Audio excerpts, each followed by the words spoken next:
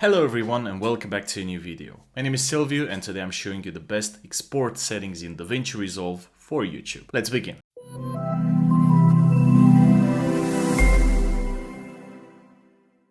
Okay, so let's say that you finished editing your video, your vlog, your podcast or anything like that. You want to upload it on YouTube, most probably. That's the standard, that's the most popular platform for video. And this is why I'm here. I'm going to show you the best or at least the most decent settings for exporting a video clip in DaVinci Resolve in order to help you make it ready for pretty much any video platform, but we're going to put the focus on YouTube. So right now I'm in the Deliver tab, the Rocket tab if you want. What I'm going to do, I'm going to go back to the Edit tab and we need to change the resolution of the timeline depending on what we want to export, what resolution we want to choose. So I'm going to right click the timeline, timeline settings, and here in the format I can choose the resolution. Right now I have 4K because most of the times I'm using a 4K camera, I'm filming in 4K, editing in 4K, so I'm going to export everything in 4K. But if you're only using full HD, you have this 1920 per 1080 HD or 1080p. I'm going to select this and I'm going to hit OK. This video that I have is filmed in 60 frames per second, so it should be fine for me to export in 60 frames per second. However, if you're filming in 30 or 24 or 25, export in that same resolution. If you export in something like 60 or 120 or 100, it will look very odd. The software will not be able to translate 24, 25, 30 frames per second into 60. It cannot magically generate frames like that. So we're going to go back to Deliver. Here the frame rate is going to remain 60. Here I can select the file name, the location, render single clip,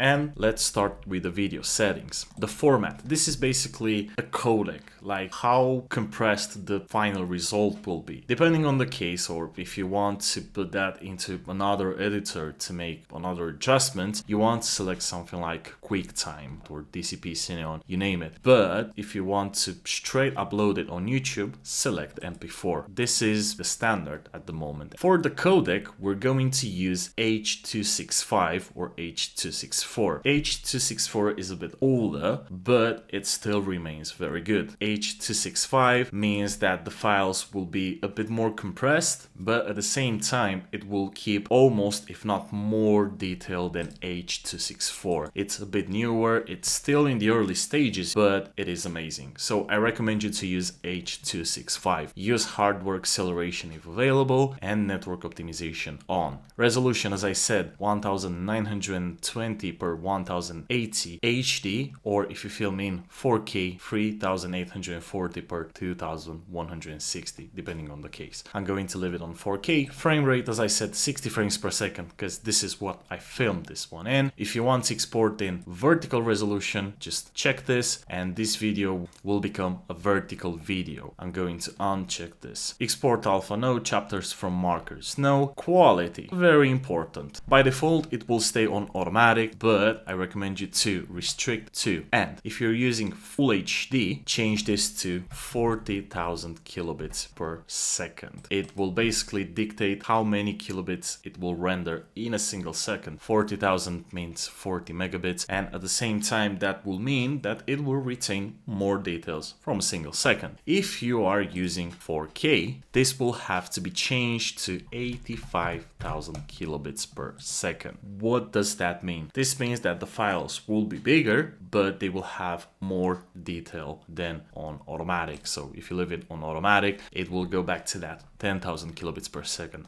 and you won't want that. Now going to advanced settings. Here, pixel aspect ratio, you want it on square, data levels, leave it on auto, color, space tag. This is a bit more complicated. I'm not going to go into details. For YouTube, however, you can either leave it on same as project, which is basically taking the color tag from the camera file, but you can also use Rec 709. It is something maybe lighter, but at the same time it has enough details for a normal video, for a podcast, for a normal vlog or something like that. So Rec 709 for color, space tag and gamma tag will be fine. Data burn-in, same as project. And these options here, just leave it like that. Bypass re-encode when possible, the rest of them are unchecked. Enable flat pass off. And that is pretty much it for the video part. Now going to the audio part. So codec, AAC, this is the only option, but this is what we want. Bitrate strategy, constant bitrate, which is fine, that's what we want. Track data rate, we want to have it on 320 kilobits per second, that's the maximum, that's the best. Audio normalization, check this, and for the mode, you will have YouTube here. So what does that do? This will basically enforce a limiter and a peak, a ceiling of -1 decibels, which is perfect, and it will also set the loudness. In our case, it's going to be -14 lufs,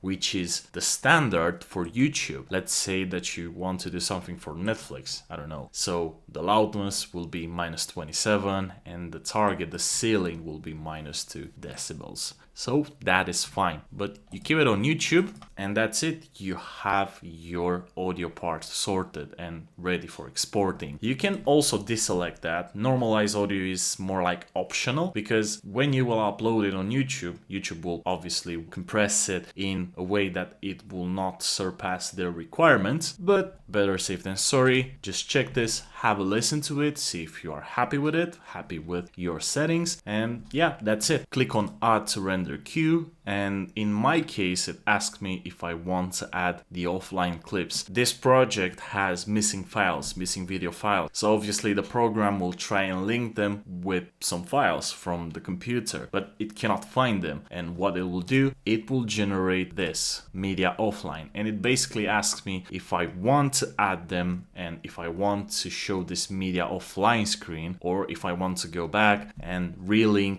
the original files with what is supposed to be here. I'm going to click add because I don't care about it right now. This is an old project and it will appear here. If I want to have more variants of the same video, I'm just going to make another settings. Let's say that I want it to be, I don't know, GIF, add to render queue, add, and I will have 2 jobs now. I can select them, render 2, or if I just want to select one, I will just render that one, and then I can go back and modify this if I want. I can click the edit button here and I can modify the parameters on this tab right here, and I have this update job or add a new job depending on the case. I'm going to press cancel, and yeah, these are the best settings for a video which is meant for YouTube in DaVinci Resolve. This is the free version, by the way. This clip will be exported using the same settings that I've showed you here. So let me know what you think, and if you have any other questions or feedback, I'm waiting for them down below in the comment section. This is it. This is the video. I hope you liked it. I hope you found it useful, and don't forget that the like, a share, and the subscribe are very helpful. Until the next time,